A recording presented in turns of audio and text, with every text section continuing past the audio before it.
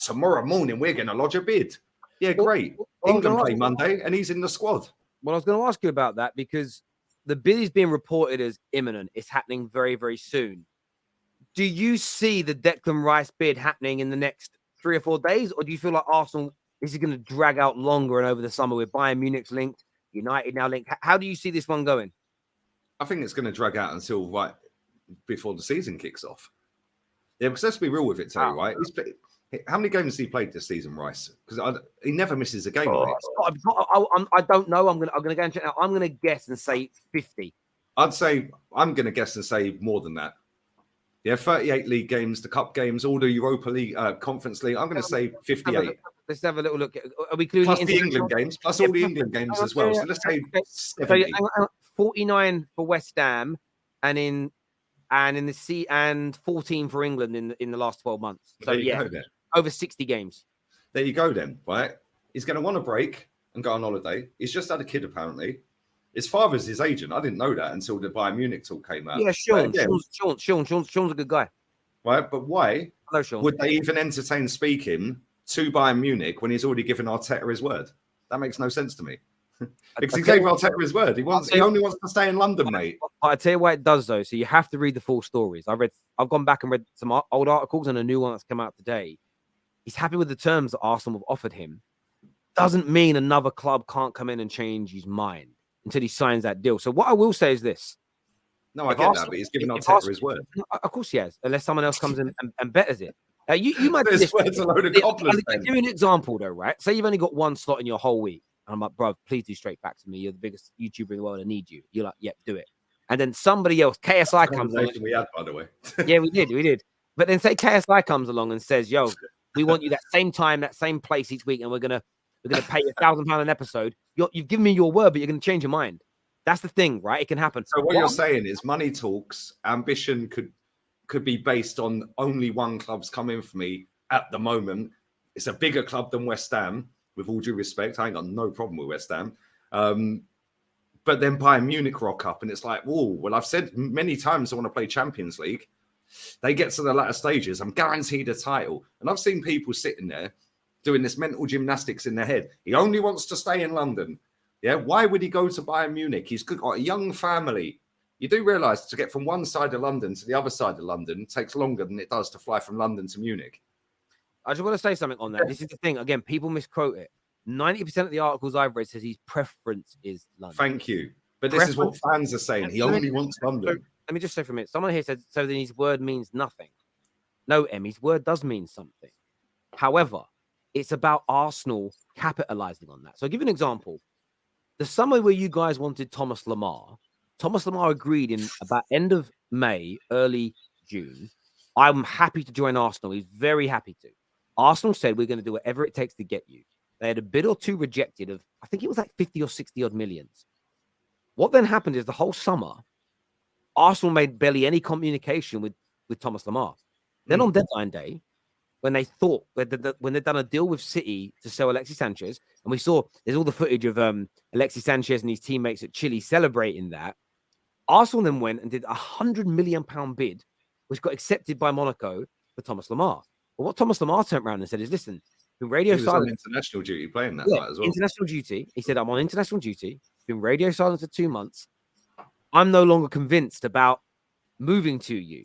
So he'd promised, but because circumstances changed over the summer, his mind had changed. And I think too many football fans now, I don't even think they're I don't think they're dense and they don't get it. I believe they like to bury their head in the sand. Declan Rice may agree personal terms with 4 or 5 clubs. This happens. Then they all start to play off against each other and improve offers and better things. It's called business. And then the agent will play the game and say, this club's offered this and this club's offered that. Honestly, I'm not talented enough for this. But if I had Sky, BT Sports and TalkSport all wanted me to host a show weekly for them and they were all offering me money, I would verbally agree to all their deals. And I'll be making sure my agent is letting them know, yeah, but, Sky offered £1,000 more, or they've offered this. You do it. And then the hope is you go along that merry-go-round, getting more and more and more. I've did it in normal jobs. I'd get offered 3 or 4 roles in a bank, or either different departments or different banks, and then you play them off against each other. You improve everything. I remember going to a bank once. Not only did that, you got 5 weeks holiday at this bank, I walked away with 7 weeks holiday a year, full pay, because I played them off against each other. It's so natural. I don't, and maybe it's young people that don't get it because, and I mean this with all due respect to young people, you don't have the life experience yet to have gone through these things on a personal level, or maybe you haven't witnessed enough transfer windows to see this. He has given his word, and that means something significant. But Arsenal, if Arsenal do what Lee says, and they allow this to drag on until September, they can lose him. I think, though, if you go out on Thursday morning and go, boom, £95 million bid, structure's really good. There's the contract offer in front of you, Declan. I think you're leading the race, you get him. But the longer you leave it, it's a bit like this. Imagine there's a girl that tells you, Lee, I like you, you know. I like you, Lee. You're my kind of guy.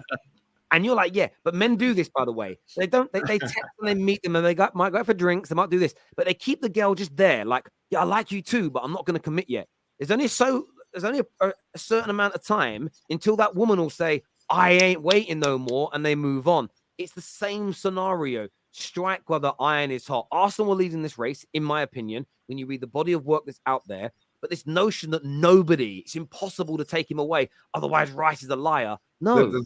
The thing is as well, right? The thing is as well is if we do bid for him, which I think we will bid for him, I'm pretty sure we're going to bid for him. But why did we bid 80 or 78 million or whatever it was in January for Caicedo then? Why didn't we just bid for Rice in January? Yeah, what's the difference now? Yeah, because Caicedo was seen as the main guy in January, hence why we put 2 club record bids in for him that were swiftly rejected, and then we kept good relations. He's now sat in his house or on holiday, wherever he may be right now, with his family, right? Sitting there thinking, well, Arsenal ain't bid for me again, which is exactly what you've just said. How serious were we in January? Because they haven't come back in for me now in June. So now let's say, for example, we do go and bid for Declan Rice and West Ham rejected. They want 100 million, let's say. Because I didn't know this until I read something the other day. He's got 1 year left, but they've got an option to extend it for another year. So it's technically 2 years. Technically, yeah. Yeah. Right. So they're going to want around 100 million for him. And are we going to pay 100 million pounds for a player? And if we are, do we sit here as Arsenal? I know you're a Man United fan.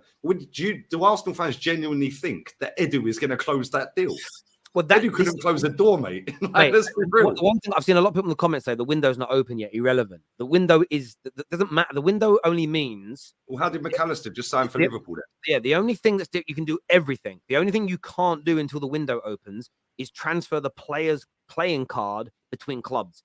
But the business and the contracts and the commitments can all be done. There's a super chat here. There's a super chat that says, Terry and Lee, where do you think Caicedo ends up? Where do you think he ends up? Chelsea.